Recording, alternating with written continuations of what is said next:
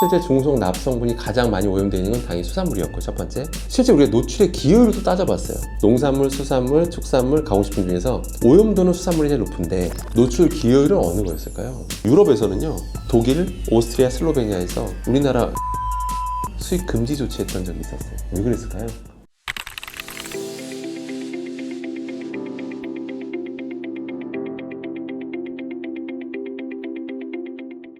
뭐 치매 관련된 원인을 막 찾기 위해서 많은 이제 연구가 이루어지고 있잖아요. 근데 이제 요새 그 유해한 환경들에 대해서 계속 지금 연구하고 있는 중이고요. 제가 뭐 유전이나 뭐 수면 이런 건 그건 제 분야가 아니라 말씀 못 드리고, 유해한 화학 분야만 말씀드리면 중금속 납성분이 확실히 많이 노출될수록 인지기능 저하와 관련이 있다는 게 연구가 계속 나오고 있어요. 그 중성 납에 대해서 조사를 해보니까 실제 중성 납 성분이 가장 많이 오염되어 있는 건 당연히 수산물이었고, 첫 번째. 실제 우리가 노출의 기여율을 또 따져봤어요. 농산물, 수산물, 축산물, 가공식품 중에서 오염도는 수산물이 제일 높은데 노출 기여율은 어느 거였을까요? 네, 맞습니다. 어떻게 하셨습니까? 농도는 적어요, 각 제품이 다. 농도는 다 납성분이 적은데 먹는 양이 많으니까 실제 노출 기여율로 따져보니까 가공식품이 1인 거예요. 그럼 다시 이제 가공식품 중에서 또 랭킹을 따져보세요. 정부 조사 결과입니다. 가장 최근 자료에 따르면 가공식품 중에서 노출 기여율 1위가 음료수였습니다. 충격적이죠. 음료수. 사실 음료수 양 하나하나 보면 납성분이 나올 수는 있어요. 근데 무시할 만한 수준이거든요. 이걸 가지고 위험성 논할 필요도 없는데, 문제는 우리가 어떻죠? 음료수를 너무 많이 먹죠. 진짜 너무 많이 마시잖아요. 많이 마시다 보니까 또 그런 납성분이 들어왔을 때 잘 안 빠집니다. 오랫동안 머물기니까 우리가 전 세계적으로 관리하는 거거든요. 근데 노출 기여율 1위가 가공식품 중에서는 음료류였다는 것을 꼭 기억하실 필요가 있습니다. 최고 음료수가 물이란 말은 다 들어보셨잖아요. 그러니까 그런 측면에서 보면 실제 물이 최고 음료수인 거죠. 네.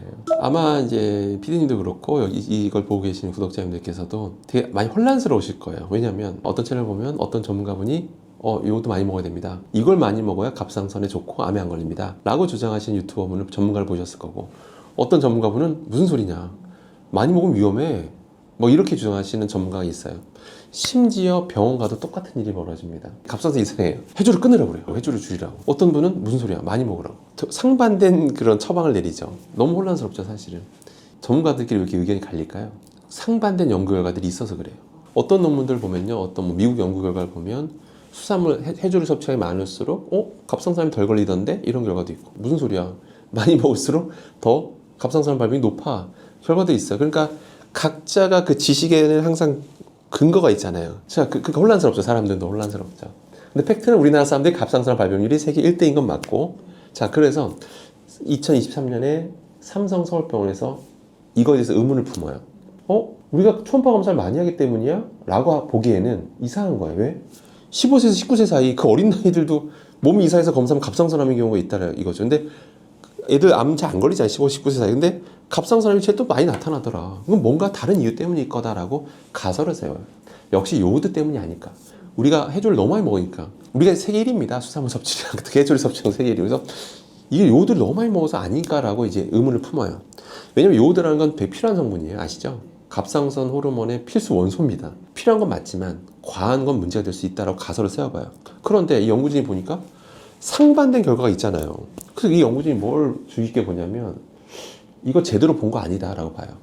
우리가 소변 검사를 해요. 소변에서 그 요오드 농도를 봐요. 이 방법이 잘못됐다는 거예요. 검사 전에 전날 물을 많이 마실 수 있고, 땀이 많이 나는 사람이 땀을 많이 흘릴 수도 있죠. 그러면 소변 속의 요오드 농도가 바뀔까요, 안 바뀔까요?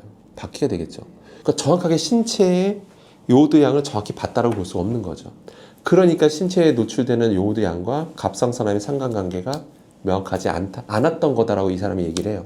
그래서 어떻게 실험하냐면 우리나라 최초로 보정을 해서 봅니다. 소변에 일정하게 배출되는, 제법 일정하게 노출되는 어떤 화학성분이 있거든요. 크레아틴이라는 건데 그거를 보정해서 한번 봤어요.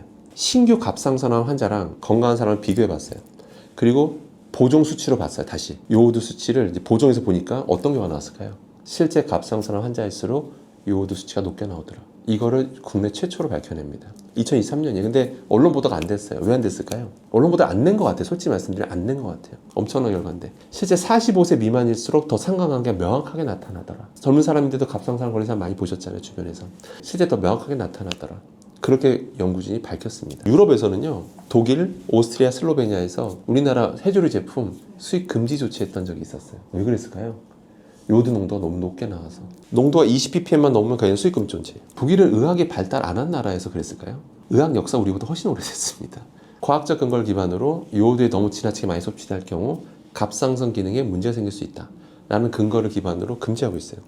우리나라는 식품별 요오드를 기준치가 있을까요? 없을까요? 없습니다. 식약처는 우리 국민한테 권장 섭취량, 일일 상한 섭취량을 제시하고 있을까요? 안 하고 있을까요? 제시는 하고 있어요. 일일 권장 섭취량 150 마이크로그램 먹어줘라 라고 얘기하고 있고요.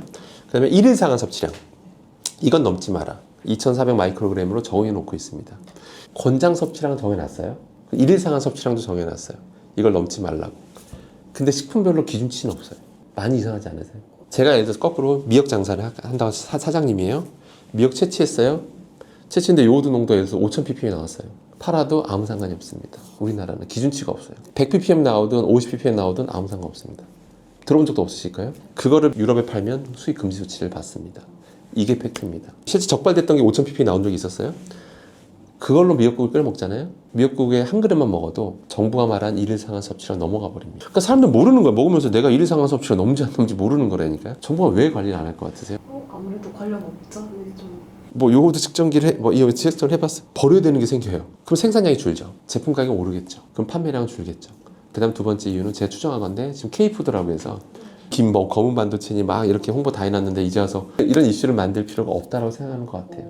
그리고 여러 가지 이유 때문에 지금 식약처에서 적극적으로 못 나선다라고 저는 보고 있습니다. 근데 우리나라는 갑상선암 발병률 세계 1위라는 거. 거기에 대해서 삼성서울병원에서 이미 밝혔다는 거.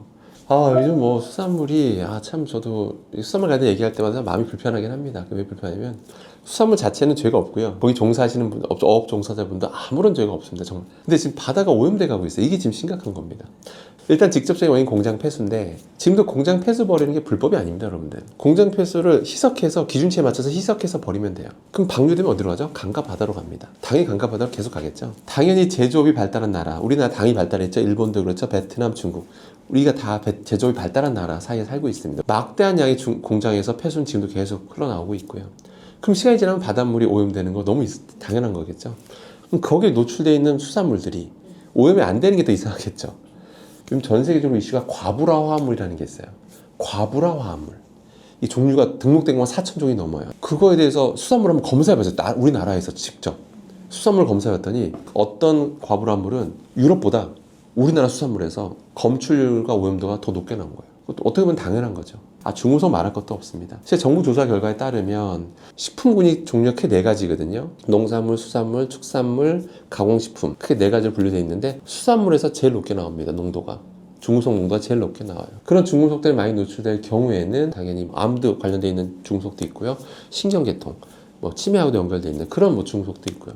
아무래도 노출량이 많을 수밖에 없어요. 그런 것들이 우리 몸에서 잘 빠지면 상관이 없잖아요. 안 빠지니까 전 세계적으로 관리하는 겁니다. 그러니까 근데 하나의 팁을 알려드리면 미역국이든 일반 고기든 당연히 이렇게 팔팔 끓일 때 안에 있는 화학 성분도 빠져나올 때 중금속이든 과불화합물이든 요오드 성분이든 조금씩 빠져나오는 게 있어서 저감 효과가 확실히 있어요.